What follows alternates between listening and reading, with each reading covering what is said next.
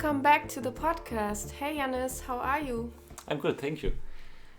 So it's been 2 weeks now, and I think we've all digested Carnival well, but I've heard you had a very interesting conversation during the time. Yeah, so maybe you remember in the first episode I tried to talk about the history of Carnival, but I don't really know anything, and at least I didn't know anything at the time. But now I was able to, during Carnival, to talk to Jeremy DeWaal, who's a historian of Germany from the University of Exeter. And he visits Cologne every year for the Carnival, and we managed to do an interview with him on the history of Carnival and traditions. And I think we really went knee-deep. We got a lot of new information and new thoughts. So let's listen to that now. Okay, hello Jeremy. It's so nice of you to come to visit our podcast, visit Cologne. And first of all, how was your way here? How was your time in Cologne until now? Yeah, it was good. It's very busy at this time of year, so it's a long travel, but I usually make it to Cologne every carnival, except during the coronavirus time. So yeah it's been always nice coming back. I used to live here, so it's a memory of good old times, I suppose. Yeah, so I should say this probably. It's Carnival right now. It's Saturday, the 1st of March, and Carnival has been going for 2 days, or at least the street carnival part of it. We've been in the session, of course, in the season since 11th of November. And I had a bit of a weird, surreal experience last Sunday. I went on a walk just to go somewhere, get some coffee. And then suddenly I heard some Oompa music, like 3 streets over. And I started following the music. I got somewhere, and then I was in front of like a Kneipe, in front of a pub, and there were like 30 people standing there, Oompa musicking, and they had like strange hats and strange uniforms. And I've been living in Cologne now for 2 years, but I haven't really understood why they wear these uniforms and where does this whole part of Carnival come from. Yeah, it's a good question because there's a lot of different kind of uniforms. So an important moment in Cologne was the so-called Carnival reform in the 1820s. So okay. Carnival was a much more, it was actually much more similar throughout all of sort of German-speaking Europe in the way it was celebrated. So they had a big reform, bourgeois leaders, romantic leaders in the 1820s. Where a lot of carnival structures were changed, and this is where you get some new carnival sort of new uniforms. Okay. So in Cologne, you'll see these; they look a little bit like military uniforms, right? Or like 18th century military uniforms. Yeah, is it Prussian? Well, it depends on what you're talking, which one you're looking at. Okay. So there are essentially 2 kinds of these kind of military uniforms, and they're not militaristic. I should clarify that. There's ones that are just fantasy creations. They're not based on anything historical. Okay. But the original ones, if you go through Cologne and you see these group, they're called the Rote Funken, right? They have red costumes. Okay. This was actually the costume of the Free Imperial City of Cologne. So Cologne was a major German city. It was one of the most important German cities. When was this? So it was throughout the Middle Ages and early modern period. Right. So if you're a free imperial city, you have a lot of prestige, right? Okay. You're not subjected to lords. And so Cologne was long a free imperial city, and they had their own city soldiers, right? Well, come Napoleon, he gets rid of the Holy Roman Empire. There are no free imperial cities anymore. Right. And in this carnival reform they're really bringing a lot of these local patriotic elements into it. So they bring these uniforms of the old Cologne city soldiers. Right. So those are the red ones. And that's sort of the tradition of this. Yeah. So now, that's what the prince and those official figures we see today, is that what they are wearing? Well, then came variations. So that was the beginning one. And then you get other uniforms that pull on other traditions. They're really not... it's easy to exaggerate their importance. Okay. For example, you have a group called the Eichstätter from the 1920s. They still exist. They need a uniform. So what do they choose? Well, they had... Cologne was its own city, and then they had this place called Kurköln, which was all around, was ruled by the archbishops. They said, we need a traditional costume. We'll take the one from Kurköln, Electoral Cologne. So they took a historical one. The Blaue Funken, they took some Prussian ones. Those, I think, they were the ones I saw. They were blue. Yeah, so this is Blaue Funken. Okay. And I mean, that also leads to the question, what does it mean, right? And if you look at interpretations of the uniforms over time, you can interpret them in totally different ways. Yeah. So was this, when you have the Roter Funken, is this a memory of Cologne as a free imperial city, or is it a mockery of Prussian militarism? That's what they said later. You'd have some say, no, it's making fun of militarism. Oh, it's a mockery. Right? So when did they? Some have interpreted it that way. When was it that way? It's been different points throughout the 19th and 20th century. Right. And even with the Blaue Funken, I've been surprised because the Blaue Funken, they're created in 1870, right when German unification is happening. Okay. They were a more nationalist group. The groups who did that were more nationalist. Right. And now some say the Blaue Funken, these blue uniforms, are making fun of Prussian militarism. Yeah. So this is actually in a lot of my research, because I research on Cologne Carnival. I'm doing a bigger project on it. It's what I continually find is that you have a symbol, a ritual, a form, and it's interpreted in different ways. So it's the same for the uniforms. Yeah. So maybe we can build a small timeline for Cologne Carnival. When did it all start? Maybe in the Middle Ages, and what are some major ruptures where it changes? Yeah. So Cologne Carnival, it's and just to specify, we think of Cologne Carnival as being very particular to the city, but in its medieval origins, it was part of a broader tradition, right? So it wasn't a separate tradition from the rest of carnivals in Central Europe and the rest of Europe, for that matter. And so it was really part of it. It really began in the late Middle Ages. So. And this was a really European phenomenon. We had a lot of debates about where did Carnival start as a European tradition. And there's an old myth that it's an ancient Roman pagan tradition. Yeah, it's the Saturnalia. Yeah, it's not that. Yeah, okay. It's very much in popular discourse. You'll still see people say, oh, it's Roman. No, it's not Roman. There's another theory, which is even worse, is that it's an ancient Germanic tradition, which it's definitely not. Yeah.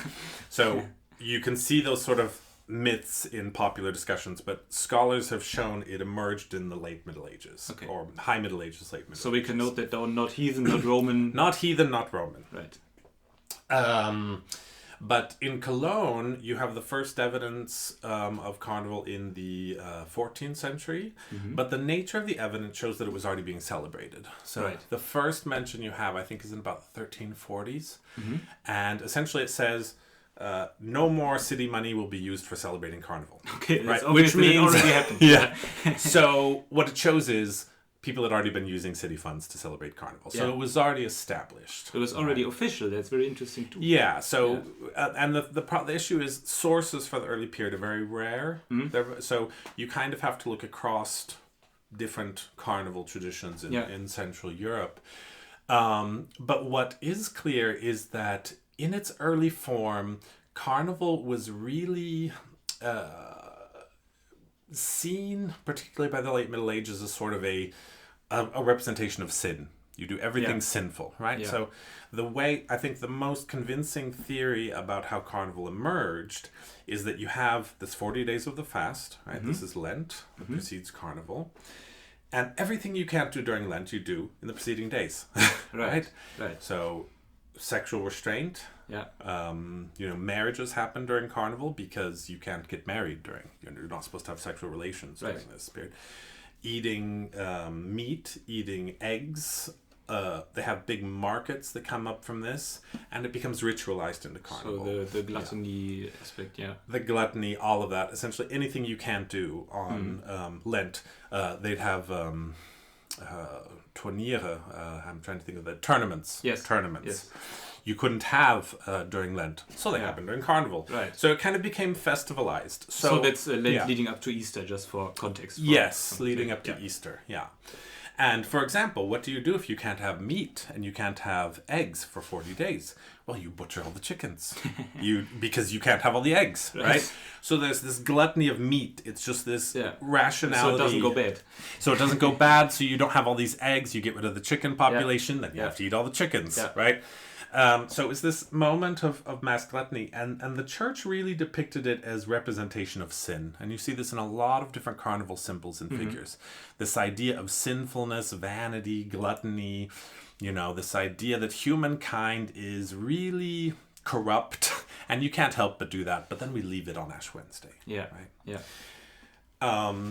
So in terms of its development, we just have little sources here and there. We don't have a total reconstruction of everything from earlier carnival. Okay. But, a lot of this Christian meaning in carnival is being forgotten throughout the early modern period. And then by the time we get to the 19th century, when we have this carnival reform I was mentioning, they'll introduce all these new structures, but all of these other things that have older traditions, they're totally reinvented in terms of what they mean. They they stay, or they get completely thrown out the window, or do they just, as you say, reinvent? How does it look? Yeah, so it's a mixture of both. Some things are totally gotten rid of, right? So I think, one thing we talked about before was, they have this pig beating that they had. There was an account in medieval Cologne where, they took blind men, they put them together to beat a pig to death. And and they would hit each other, and so people would laugh at that. Right. So it was actually blind people, so they didn't blind themselves, but it was disabled people? Or? It seems like it was blind people. There have other incidences where it was people who were just wearing a cloth. Yeah. This was actually a game known throughout all of Europe, but essentially the person who killed the pig got to eat it. Right, and is there any more context to that, or is it just simple fun of the ugly maybe, or of the violence? Yeah, I mean it's very alienating to how we think, but I mean the idea that you have pleasure in other people's suffering, there's a big modern push against that in the Enlightenment. So this kind of thing doesn't continue, right? This is not something. This is something you find in a medieval carnival. Mm-hmm. So some of these more grotesque, violent things fall away. The big saying for modern carnival that they have in the 19th century is to everyone wellness and no one pain. So allem wohl und niemand weh. So that's the big change of meaning in the reform, that it goes from sin to more wholesome.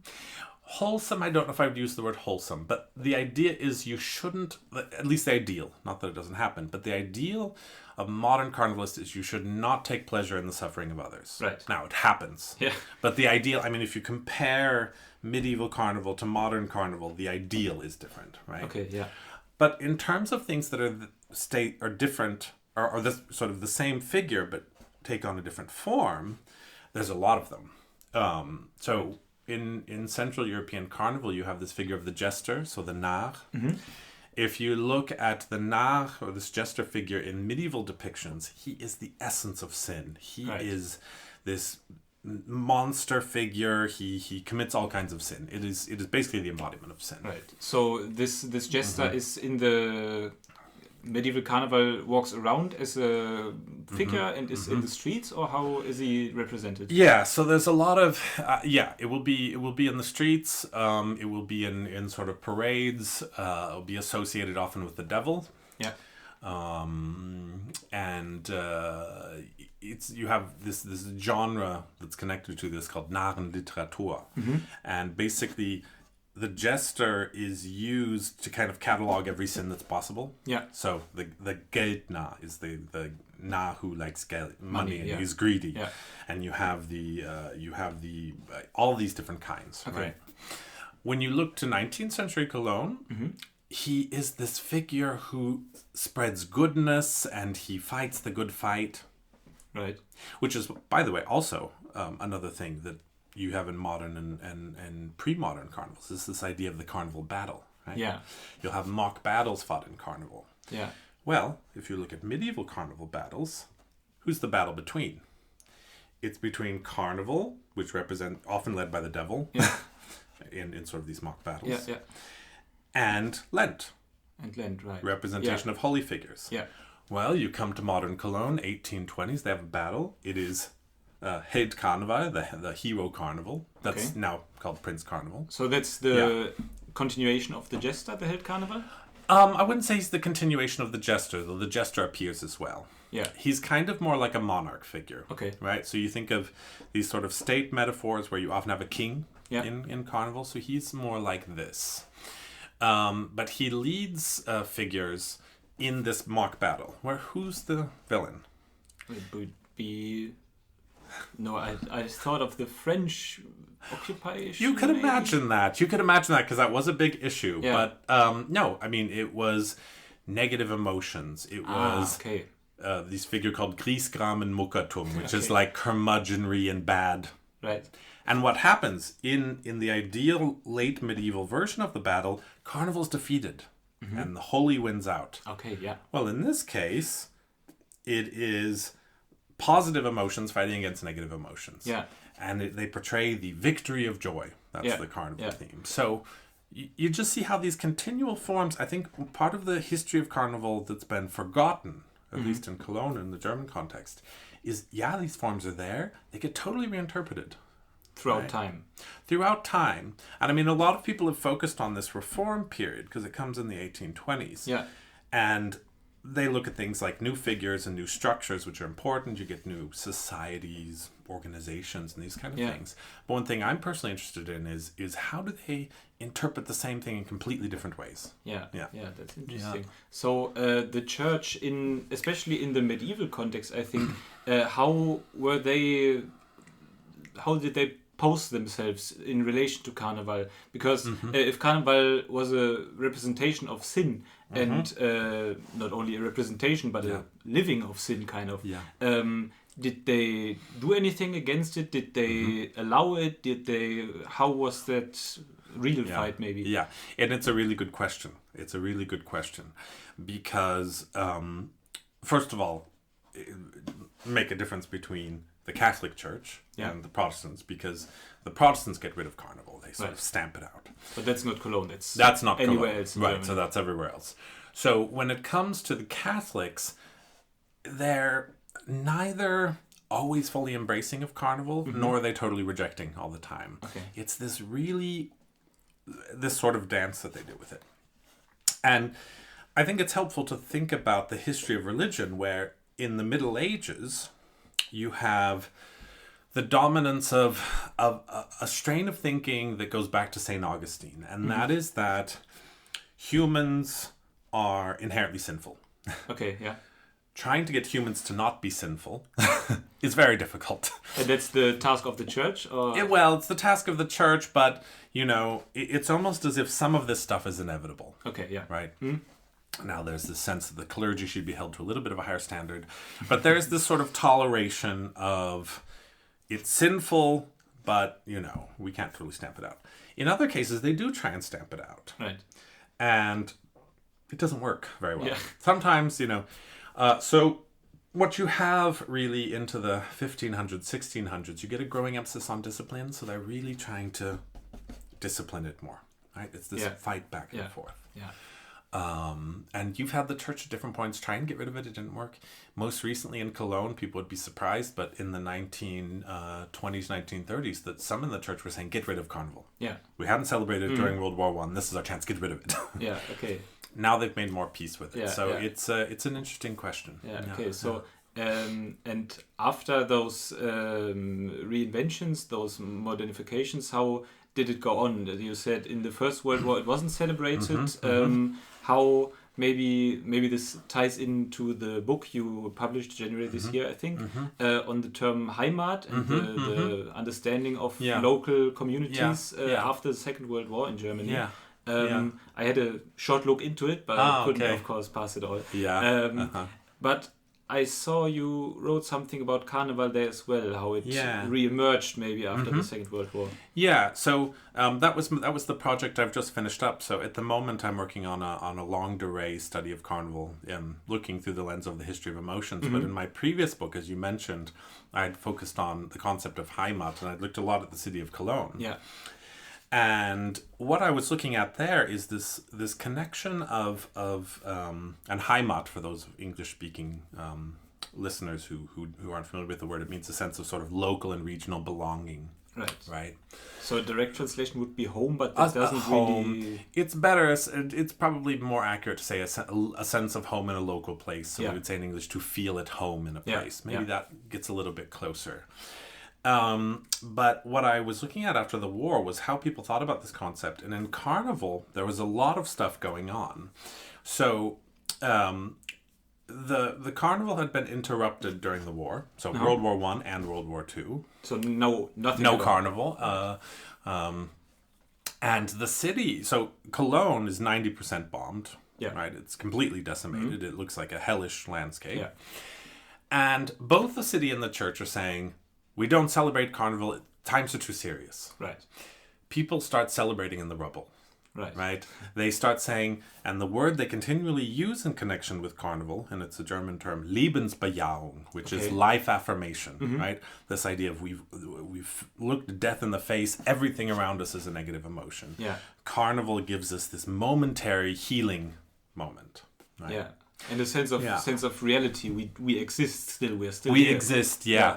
We're still here. And also, our traditions still exist, and it was sort of a connection to pre-war lives, right? Yeah. This idea of we know this tradition, it's been put out, we want everyday life, we want normal life, and Carnival was, they resisted the church, they resisted the city and said, no, we're celebrating Carnival. Yeah. Right.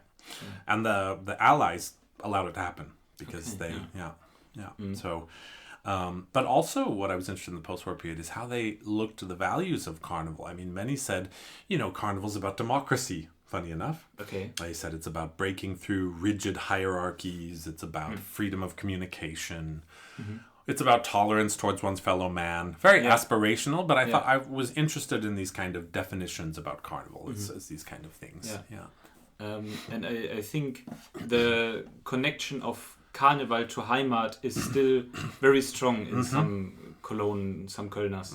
And there's always, or not always, but often this sense of, maybe you could call it gatekeeping, the sense of we need to keep it to ourselves, it shouldn't be changed too much. There are people coming in from the outside and they celebrate it wrong, or they celebrate it this way or that way, and it shouldn't be like that. Has that historically been an issue, or does it come up at all?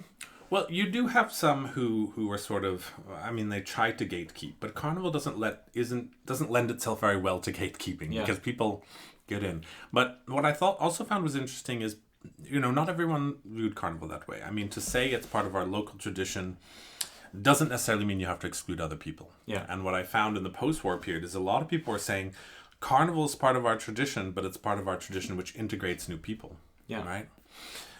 So come and celebrate Carnival with us. It's this sense of world openness, these kind of things. Yeah. So you do have those who say, I saw one newspaper article from the 1950s where some Cologne woman was saying, no, women not from Cologne should not come to Weiberfastnacht. Okay. This is and then, so you have those exclusionary voices, but you have others who take a more inclusive approach, Right. One thing, just recently, we have, I don't know if you heard about it, they have an activist group, Kein Jek is illegal, which in Cologne dialect means no. It's really hard to translate because Jek is a term for like a jester in local dialect. But it's essentially the local version of no one is illegal. Yeah. Right? Yeah. So I wouldn't say Heimat, local tradition equals exclusion. Right? And gatekeeping, you have institutions and not that they're trying to exclude people, but if you're thinking about gatekeeping, the Festkomitee, Kölner Carnival, these organizations, the problem is when you make an organization and try and make it exclusive, you don't have control over someone else making another organization. Right, that's what I was, because it's, coming from an outside myself, I'm from Münster, I'm not from Cologne. It can seem very, scary is not the right term, but it's sort of overarching, all these organizations and clubs and rituals, which you don't know, you had never heard of because you're not from here, but you are here for it and you kind of want to participate, and it's hard to get into it, I think. Yeah, it depends. You don't have to be a member of a society, and then if you want to, you create your own society. There are a lot of people. That's the thing is, you've had throughout Cologne, 19th century, they have this one carnival society which controls everything. And then some group says, we don't like what you're doing. Yeah. You know, more elite groups, you break off and form your other group. Right. And they, you know, one year they couldn't have a Rosenmontag parade because they were divided. But every time they try and dominate it, I mean, that's something I think in the dynamism of the tradition, not just in Cologne but everywhere with Carnival, is that it's really hard to gatekeep. Yeah, right? That's where they put their Protestantism there. Well, if we look to a completely different example, go to the New World, right? Europeans celebrate Carnival. They did not intend for enslaved populations to participate. Okay. They were not allowed. Well, they co-opted it themselves and they celebrated and they did it. And this is, you know, now you have lots of New World carnivals in places like Trinidad and elsewhere where, you know, that gatekeeping didn't work. So, one other aspect I saw in the book in relation to this was this distinction between local and national after the Second World War, after the National Socialist focus on the national, of course. And is that maybe a conflict line between having the local as this refuge for doing the local community carnival, that because of that maybe it's seen in like a gray area, including more people into the local? Yeah, I mean, it is a celebration of local tradition. I mean, today in Cologne Carnival, you're not going to find very much national expression or sense of Germanness. That's not what it's about. It's about Rhenish regional tradition. And you know, a lot of what I focused in my first book is how people look to local and regional identities after the war. To sort of identify with something new. They didn't say it was anti-national, but it was a way of moderating force on the nation. But if we look at Carnival over the longue durée, I mean, you know, when the Carnival reform happens in 1820, it really was a localist tradition. You know, Cologne had just become subjugated to Prussia, and they'd lost their status as Holy Roman, a free imperial city, kind of licking their wounds, bringing a lot of local patriotism.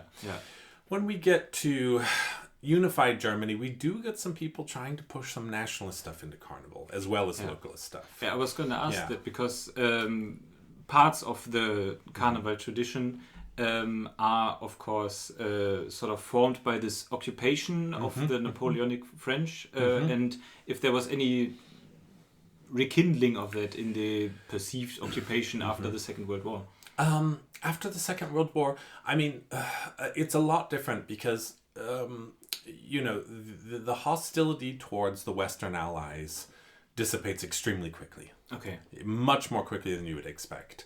And the reason it has a lot to do with Cold War tensions. They tend to see the Americans and the British as sort of a guardrail against the Soviet Union. Right. So those animosities go away pretty quickly. Okay. If you look at polling numbers, I mean, the French, it's a little bit different because West Germans are a little bit more wary of the French. But really, it's you don't see a lot of sort of mockery of these kind of things. What you do see actually is, for example, one famous picture has a picture of a Hitlerish kind of guy with a Prussian uniform going like a Siegheil, making, you know, saying, you know, we have this anti-Prussian tradition. The Nazis are militarist Prussians. That's not what we are. That tends to be a little bit more prominent than any mocking of And there is, of course, the continued politicization of the Rosenmontags parade, of the floats with the caricatures on it. But that comes later, probably, right? Kind of caricatures, political caricatures. I mean, that always had been kind of a facet. It's always been kind of aware of the borders of that. So if you look at 19th century stuff, they have political persiflage as well. I mean, it's more restrained. When we get to the Second Empire, you know, first unification of Germany, they can't go too far. You know. But it's always been kind of there. Boundaries are what's the big debate. So it's felt like 10 minutes, but we've we've very much reached our limit that we set ourselves. But I want to ask one last question, which we decided we ask every guest. Okay.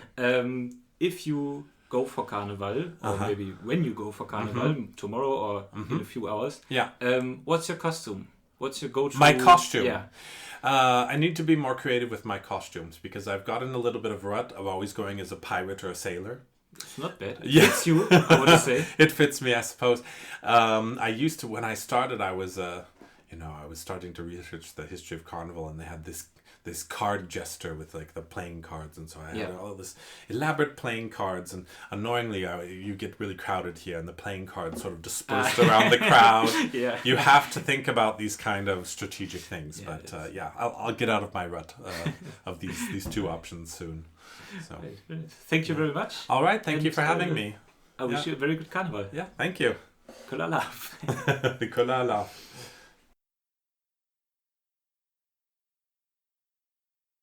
Wow, that sounded like a really, really interesting conversation you had on Carnival.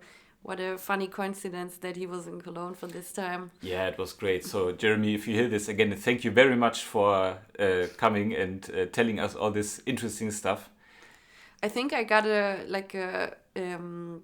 new one point of view on Carnival. I feel like more in a unit with it, like even more as before, because now you know like the traditional and historical facts, and learned how Carnival keeps developing and changing over the time, but still keeps all the traditional stuff. And for me, it was really cool to really hear that from an expert. Yeah. Yes, of course. And also I felt like that's very like cunning, that elements that we've been talking about last week we can also like find in what he told us, and that's also like the political part of it. That's the one thing that goes through history, and also that this history is so rich and diverse is really, really cool. And I feel like it's also a great topic to discuss in an academic kind of way. Yeah, what I found most interesting is how Carnival keeps reinventing itself. It's Yes. really ingrained into Cologne in some way. Whatever happens, Carnival stays there, and it keeps changing, but it takes elements that have been there and takes them into the future and loses some, but somehow it seems to really be a part of the city. Yeah, that was really cool. Thank you so much again. Thank you. Bye-bye. Bye. Bye.